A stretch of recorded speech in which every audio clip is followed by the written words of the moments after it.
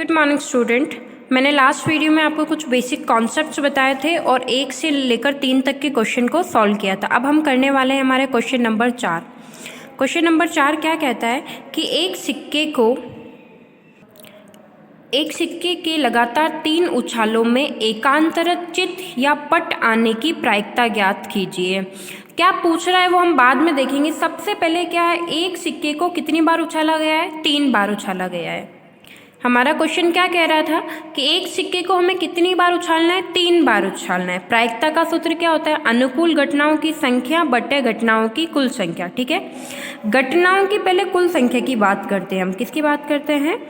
घटनाओं की कुल संख्या। घटनाओं की कुल संख्या, इसको हम n से लिखते हैं। अब एक सिक्के को 3 बार उछालो या 3 सिक्के को 1 बार उछालो, हमारे पास 2 की घात क्या आ जाती है? 3। 2 की घात 3 यानी 2 इंटू 2 इंटू 2, हमारे पास कितने हो जाएंगे? 8 हो जाएंगे।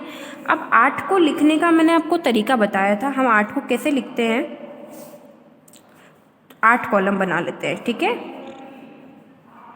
ये 8 कॉलम बन गए हमारे पास में।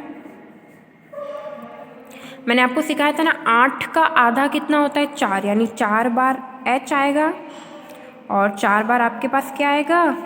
t आएगा। 4 का आधा क्या होता है? 2, यानी 2 बार h आएगा, 2 बार t आएगा, 2 बार h आएगा और 2 बार क्या आएगा? t होगा। 2 का आधा क्या होता है? 1, यानी 1 बार h आएगा, 1 बार t, 1 बार h, 1 बार t, 1 बार h, 1 बार t, 1 बार h और 1 बार t। ये हमारी क्या हो गई? घटनाओं की कुल संख्या। हमारी घटनाओं की कुल संख्या हमारे पास कितनी आ गई? 8 आ गई। अब हमें क्या लिखनी है? अनुकूल घटनाओं की संख्या। हमें क्या निकालनी है? अनुकूल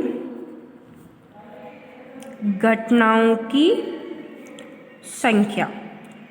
अनुकूल घटनाओं की संख्या को क्या लिखते हैं? m लिखते हैं। हमारे पास अनुकूलन घटनाएं क्या लिखी हुई? एकांतरत चित्त या पट। क्या बोल रहा है? एकांतरत चित्त या पट। लिख लेते हैं हम यहाँ पर, एकांतरत चित्त या पट। देखो इसका मतलब क्या है, एकांतरत चित्त या पट। अच्छा क्वेश्चन है, ध्यान से देखना। जैसे कि मैं आपकी क्लास में एक अरेंजमेंट करती हूँ, बच्चों को बिठाती हूँ।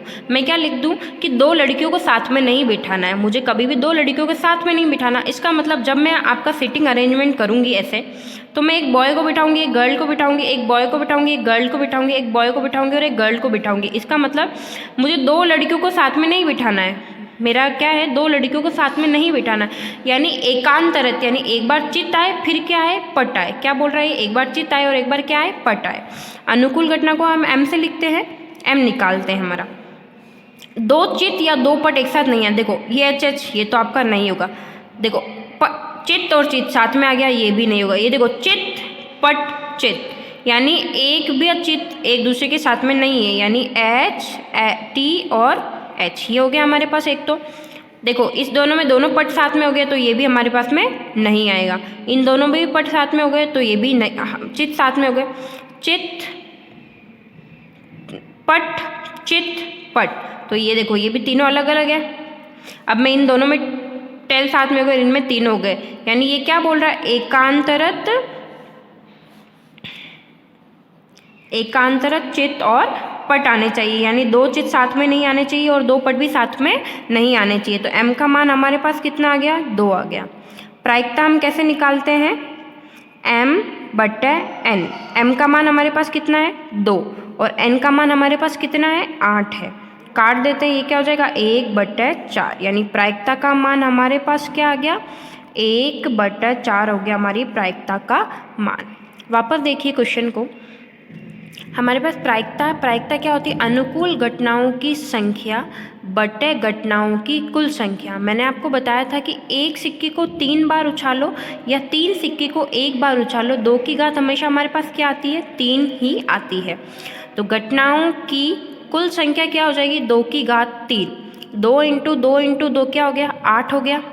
8 बनाने का तरीका क्या है? 4 बार h 4 बार t, 4 का आधा 2 बार h 2 बार t। ठीक है, कुल घटना 8 हो गई। अनुकूल घटनाओं की संख्या m क्या दे रखा है, एकांतरक चित या पट, यानी कोई भी दो चित एक साथ नहीं होने चाहिए और कोई भी दो पट एक साथ नहीं होने चाहिए। तो m देखो, इसमें दोनों चित एक साथ नहीं है, इसमें दोनों पट एक साथ नहीं है, तो हमारे पास m का मान कितना आ गया, 2। तो p क्या होगा, m/n यानी 2/8 कट किया तो क्या है 1/4, यानी हमारे पास प्रायिकता का मान कितना आ गया 1/4। अब हम करते हैं हमारा क्वेश्चन नंबर 5। आपका जो क्वेश्चन नंबर 5 है और इसके साथ में एक एग्जाम्पल भी है, वो मैं दोनों एक साथ कराऊंगी। तो अब हम कौन सा क्वेश्चन करेंगे, क्वेश्चन नंबर 6। ध्यान से देखना, बहुत ईजीएस्ट क्वेश्चन है और ऑलमोस्ट टाइम 1 नंबर के क्वेश्चन में ज़्यादातर यही क्वेश्चन पूछा जाता है। यदि PA कितना है 0.65, तो A नहीं का मान ज्ञात कीजिए, A नहीं की प्रायिकता ज्ञात कीजिए। देखो आपको क्या दिया हुआ है, PE का मान कितना दे रखा है 0.65 दे रखा है। आपको बोल रहा है PE नहीं की आपको क्या करनी है, प्रायिकता ज्ञात करनी है। देखो PE नहीं को पता है कैसे लिखते हैं, ई के ऊपर लगा देते हैं बार, इसका मतलब होगा PE नहीं। इसका डायरेक्टली एक फॉर्मूला है, होता है PE नहीं का 1 में से PE की प्रायिकता को घटा दो। आपको P वापस देखना मैं क्या कहना चाह रही हूँ, आपको PE की प्रायिकता दे रखी है 0.65, आपको क्या ज्ञात करना है, E नहीं की प्रायिकता आपको ज्ञात करनी है। E नहीं को कैसे लिखते हैं, E के ऊपर आपको ही बार लगा देना है। PE का डायरेक्टली फॉर्मूला है PE नहीं बराबर 1 माइनस PE, 1 लिख दिया। PE का मान कितना है 0.65, 1 में से 0.65 जाएगा तो कितना बचेगा 0.35, ये हो गया आपकी PE नहीं की प्रायिकता। अब हम स्टार्ट करते हैं हमारा 7th क्वेश्चन। 2 सिक्कों को एक बार उछालने पर अधिक से अधिक एक पट आने की प्रायिकता ज्ञात करनी। क्या करना है, 2 सिक्कों को एक बार उछाला जाता है, 2 सिक्के हैं उनको कितनी बार उछाला जाता है, एक बार उछाला जाता है। अधिक से अधिक एक पट आने की प्रायिकता ज्ञात कीजिए। लास्ट वीडियो में मैंने आपको एक एग्जाम्पल एक्सप्लेन किया था, कौन सा एग्जाम्पल था, ये वाला, एक सिक्के को 2 बार उछालने पर कम से कम एक चित आने की प्रायिकता। सेम टू सेम क्वेश्चन है क्वेश्चन नंबर 7, ये क्वेश्चन आप खुद सॉल्व करेंगे। अब हम देखते हैं क्वेश्चन नंबर 8। क्वेश्चन नंबर 8 क्या कहता है कि एक पासे को 2 बार उछाला जाता है, एक पासे को कितनी बार उछाला जाता है, 2 बार उछाला जाता है। प्रायिकता क्या है, कितनी है, वो बाद में सोचेंगे। सबसे पहले हम इसको नोटिस करते हैं कि एक पासे को कितनी बार उछाला जाता है, 2 बार उछाला जाता है। किसी भी पासे को 2 बार उछालेंगे तो उसकी कुल संभव परिणाम n कितने होंगे। मैंने आपको बताया था कि पासे में 6 की घात कितनी होती है, p होती है। तो कितने पासे हैं, 2, तो 6 की घात क्या हो जाएगी, 2। तो n का मान हमारे पास क्या हो जाएगा, 6 × 6, यानी हमारे पास n का मान कितना हो जाएगा, 36। कितना हो जाएगा, 36। लिखते हैं हम 36। मैंने आपको एक बार सिखा रखा है, एक बार और देख लीजिए आप। पहले पासे का नंबर है 1, 2, 3, 4, 5 और 6। मान लीजिए दूसरे पासे के नंबर है 1, 2, 3, 4, 5 और 6। मैंने आपको बताया था ये कि एक इधर से आएगा और एक इधर से आएगा, तो यहाँ पर क्या हो जाएगा, 1, 1, 1, 2, 1, 3, 1, 4, 1, 5, 1, 6, 2, 1, 2, 2, 2, 3, 2, 4, 2, 5 और 2, 6। ठीक है, यहाँ क्या होगा, ये 3 इधर से 1 ऊपर से, तो 3, 1, 3, 2, 3, 3, 3, 4, 3, 5 और ये हो जाएगा 3, 6। यहाँ से क्या होगा, 4, 1, 4, 2, 4, 3 और 4, 4, 4, 5, 4, 6। इधर क्या होगा, 5, 1, 5, 2, 5, 3 5 4 5 5 और ये हो जाएगा 5 6 6 1 6 2 6 3 6 4 और ये हो जाएगा 6 5 और 6 6। ठीक है, दो पासे होंगे तो यही होगा हमारे पास में कुल घटनाएं, यानी n का मान हमारे पास कितना हो जाएगा 36। इस क्वेश्चन के जैसे ही एग्जाम्पल में बहुत सारे क्वेश्चन है, वो सारे क्वेश्चन भी आपको मैं साथ के साथ सॉल्व करवाऊंगी। अब क्वेश्चन क्या कहता है, इसकी क्या प्रायिकता है कि संख्याओं का योग 9 है और 13 है। संख्याओं का योग कितना है 9 और 13। देखते हैं हम। पहला कहता है कि m निकाल रहे हैं हम, संख्याओं का योग कितना होना चाहिए, संख्याओं का योग कितना है 9 है। संख्याओं का योग कितना है 9 है। अब देखते हैं कितनी ऐसी संख्याएं जिनका योग 9 है। देखो इसकी 1 6 7 हो गया, 2 6 कितना हो गया 8, 3 6 इसका मान 9 के बराबर है। अब 3 6, अब इधर देखो 4 1 नहीं, 4 2 6 7 8 9, यानी 4 5 का मान भी 9 है और 4 6 कितना हो गया 10। इधर 5 और 1 6, 5 और 2 7, 5 और 3 8, 5 और 4 9, ये क्या हो गया 5 और 4, 5 5 10 हो जाएगा। इधर देखते 6 1 7 8 और 9, यानी 6 और 3 का मान भी किसके बराबर 9, 6 4 का 10 11 और 12, यानी हमारे पास m कितने आए, इतने आ गए। m कितने हमारे पास 1 2 3 4, कितने m है हमारे पास 4 है। ठीक है, तो PE का मान क्या होता है m/n, यानी क्या होता है 4 और n का मान हमारे पास कितना था 36, तो 36 तो ये काट देंगे तो कितनी बार कटेगा 1/9, यानी PE का मान मेरे पास क्या आ गया 1/9। इसका जो सेकंड क्वेश्चन था वो क्या था कि इसकी क्या प्रायिकता है कि संख्याओं का योग कितना है 13 है। क्या है 13 है। देखो स्टार्ट करते हैं हम यहाँ पर इसका सेकंड वाला क्वेश्चन। n का मान तो हमारे पास 36 ही रहेगा। अब है m निकालते हैं। m क्या है, संख्याओं का जो योग है, संख्याओं का योग क्या है, संख्याओं का योग 13 हो। ठीक है, निकालते। अब देखते हैं हम, सबसे बड़ी संख्या 6 और 6 प्लस 6 कितने होते हैं 12, यानी इसमें एक भी ऐसी संख्या नहीं है जिनका योग 13 हो, कुछ भी नहीं है, 0 है, यानी हमारे m का मान कितना आ गया 0। m का मान हमारे पास कितना आ गया 0 आ गया। प्रायिकता का सूत्र क्या होता है m/n, तो m का मान होगा 0, n का मान क्या होगा 36, तो हमारे क्या आ जाएगा 0, यानी प्रायिकता का मान किसके बराबर हो गया 0 के। ठीक है, अब इससे बेस्ड कुछ एग्जाम्पल है, मैं वो बता देती हूँ आपको। एग्जाम्पल नंबर 1, एक पासे के फेंकने पर सम अंक आने की प्रायिकता ज्ञात कीजिए। कितने पासे हैं, एक पासा है। हम कौन सा कर रहे हैं, एग्जाम्पल नंबर 1। ठीक है, एक पासे को फेंकने पर, एक पासे को फेंकेंगे तो हमारे पास n का मान क्या आएगा, एक पासे को फेंकते हैं तो 6 की घात क्या हो जाएगी n, वापस देखो n बराबर हो जाएगा 6 की घात 1, तो n का मान क्या हो जाएगा 6 हो जाएगा। यहाँ पर n कैसे निकालेंगे हम, 1 2 3 4 5 और 6, हमारे पास n का मान कितना हो गया डायरेक्टली 6।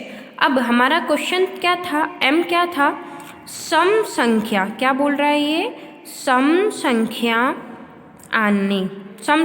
आने की प्रायिकता, यही पूछ रहा था ना हमारे पास में, यही हमको पूछ रहा था कि सम संख्या आने की प्रायिकता ज्ञात करिए। देखो पहले सम संख्याएं कौन कौन सी है निकालते हैं हम। सम संख्याएं, इसमें क्या एक सम संख्या नहीं, 2 4 और 6, ये तीनों क्या है सम संख्या है, यानी 2 4 और 6 सम संख्या है। m का मान कितना आ गया 3। प्रायिकता हम कैसे निकालते हैं, PA बराबर क्या होता है m/n, तो PA का मान हमारे पास क्या होगा, m का मान है हमारे पास 3 और n का मान हमारे पास कितना है 6, 3 से 6 को काटा तो कितनी बार जाएगा 1/2 बार, यानी PA का मान किसके बराबर होगा 1/2 के बराबर होगा। हमारा अगला जो एग्जाम्पल है वो कौन सा है, एग्जाम्पल नंबर 2। 2 पासों को फेंकने पर अंकों का योग क्या आना चाहिए, 7 आना चाहिए। ठीक है, देखो हम करते हैं हमारा एग्जाम्पल सेकंड। ठीक है, सबसे पहले 2 पासे हैं, n का मान क्या होगा, 6 की घात 2 पासे हैं तो 2 लग जाएगा, क्या होगा 6 इंटू 6, यानी n का मान आपके पास कितना आ गया 36। बार बार ये मैं n का मान 36 है वो आपको नहीं बनाऊंगी, ये रहा आपका n का मान 36। अब इसने क्या कहा है m कि योग कितना होना चाहिए 7, यानी m बराबर क्या है, संख्याओं का योग, संख्याओं का योग 7 होना चाहिए। ठीक है, 7 होना चाहिए, ये ऐसे ही बोल रहा है। m देखते हैं हम, देखो 7 किसका हो रहा है, सबसे पहले 1 1 2 3 4 5 6 और 7, देखो 1 + 6 कितना हो जाएगा 7 हो जाएगा, तो पहला हो गया 1 और 6। 2 वाले में देखते हैं, देखो 2 और 5 7 होता है, 2 5। 3 वाले में देखते हैं, 3 और 4 भी 7 के बराबर ही होता है, 3 और 4। ठीक है, जैसे ही ये 3 स्टार्टिंग क्या है उसको जस्ट वेट ऐसे ही देख लो आप, 4 और 3 कितना हो जाएगा 7, तो इसका दूसरा होगा 4 और 3, और फिर आएगा 5 और 2 और एक आएगा 6 और 1, इन सब का मान किसके बराबर है 7 के बराबर। तो m का मान कितना है 1 2 3 4 5 और 6, कितना है 6 आ गया हमारे पास m का मान। प्रायिकता कैसे ज्ञात करते हैं हम, m/n, तो हमारे पास m का मान तो कितना है 6 और n का मान हमारे पास कितना है 36, काट देंगे तो PE का मान हमारे पास क्या आ जाएगा 1/6। हमें क्या ज्ञात करना था कि संख्याओं का योग कितना होना चाहिए 7 होना चाहिए। उदाहरण नंबर 7 देखते हैं। एक पासे को एक बार उछाला जाता है, क्या है, एक पासे को कितनी बार उछाला जा रहा है, एक बार। देखो हमारा एग्जाम्पल नंबर क्या था 7 था। ठीक है, एक पासे को कितनी बार उछाला जा रहा है, एक बार, यानी 6 की घात कितनी हो जाएगी 1। n बराबर आपके पास कितना आ गया 6 आ गया, n बराबर 6 आ गया, यानी 1 2 3 4 5 और 6, ये हो गया आपके n का मान। हमारा क्वेश्चन क्या कहता है, 5 से छोटी या उसके बराबर संख्या प्राप्त होने की प्रायिकता ज्ञात कीजिए। क्या कह रहा है, 5 से छोटी या उसके बराबर संख्या प्राप्त होने की प्रायिकता ज्ञात कीजिए। हमारे पास जो m है वो हमारे पास m क्या है, 5 के बराबर या उससे छोटी संख्या। ठीक है, अब हम देखते हैं 5 के बराबर या उससे छोटी, एक 5 से छोटा है, 2 3 4, ये सब 5 से छोटे, और 5 क्या है 5 के बराबर है, यानी 1 2 3 4 और 5। तो m बराबर क्या हो गया हमारे पास में 5, और n का मान हमारे पास क्या था 6। प्रायिकता कैसे निकालते हैं हम, m/n यानी 5/6, यानी हमारे जो पास जो प्रायिकता का मान आया वो कितना आ गया 5/6, ये हो गया हमारी प्रायिकता का मान। इससे बेस्ट पासे से एक और एग्जाम्पल है, वो एग्जाम्पल नंबर 11 है। 2 पासों को एक साथ उछाला जाता है, इसकी क्या प्रायिकता है कि दोनों पासों की संख्याओं का योग क्या है 7। ये एग्जाम्पल वापस रिपीट कर दिया है। ये देखो, ये एग्जाम्पल नंबर 2 जो मैंने आपको कराया ना, वो सेम टू सेम है। अब मैं आपको कुछ क्वेश्चन देती हूँ, जैसे योग 7 है ना, आपको 4 क्वेश्चन यहाँ पर दे रही हूँ, चारों क्वेश्चन आपको करने हैं। ठीक है, क्या है, सबसे पहले योग कितना हो 11 हो, योग कितना हो 10 हो, एक में योग कितना हो 8 हो, और एक का योग कितना हो 4 हो। ये चारों क्वेश्चन आपको करने हैं आपकी नोटबुक में। ठीक है, एक्स्ट्रा ये चारों क्वेश्चन आपको करके लेके आने हैं। उदाहरण नंबर 9 देखिए। 2 खिलाड़ी राम और श्याम शतरंज का एक मैच खेलते हैं, ये ज्ञात कीजिए कि राम के मैच जीतने की प्रायिकता कितनी है 4/5, और श्याम के जीतने की क्या प्रायिकता होगी। क्वेश्चन देखना, इसने क्या कहा है, हमारा क्वेश्चन क्या कह रहा है कि ये जो राम है उसके मैच जीतने की प्रायिकता क्या है 4/5, उसके मैच जीतने की प्रायिकता है। तो बोल रहा है कि श्याम के मैच जीतने की प्रायिकता क्या होगी। एक क्वेश्चन था, क्वेश्चन नंबर था वो आपका 5 था, क्वेश्चन नंबर 6 था। क्या था, आपको PE दिया हुआ था। क्या दिया हुआ था आपको? PE का मान कितना दिया हुआ था? 0.65, और आपको क्या निकालना था? PE नॉट आपको निकालना था। सेम वैसे का वैसा क्वेश्चन है, ये थोड़ा सा घुमा के दिया हुआ है। देखो, आपके पास में शाम की प्रायिकता ज्ञात करनी है, आपको शाम की प्रायिकता ज्ञात करनी है, तो आप शाम की प्रायिकता को क्या करोगे? एक में से राम की प्रायिकता को क्या कर दोगे? माइनस कर दोगे। जैसे कि करके बताती हूँ मैं आपको। ये 1 माइनस राम की प्रायिकता कितनी है? 4/5 है। कितनी है? 4/5। ये हो गया 5। 5 माइनस 4 यानी क्या हो गया? 1/5। यानी शाम के जीतने की प्रायिकता कितनी हो जाएगी? 1/5। वापस देखना है क्वेश्चन, आपको दिया हुआ है कि उदाहरण है ये हमारा, और उदाहरण नंबर कौन सा है? 9। ठीक है, राम के जीतने की प्रायिकता क्या है? 4/5। आपको किसकी जीतने की प्रायिकता ज्ञात करनी है? शाम के जीतने की प्रायिकता आपको ज्ञात करनी है। हमने जब 18.1 किया था, उसका PE था 0.65। आपको P नहीं ज्ञात करना था। सेम टू सेम P नहीं के लिए हमने क्या किया था? P नहीं का मान क्या होता? 1 माइनस PE। यही सूत्र था ना हमारा। सेम सूत्र यहाँ लगेगा। हमें शाम की प्रायिकता निकालने के से एक में से किसकी प्रायिकता को माइनस करना होगा? राम की प्रायिकता को। तो ये PS हो गया 1 माइनस 4/5। 5 माइनस 4 1/5, यानी शाम के जीतने की प्रायिकता क्या हो जाएगी? 1/5।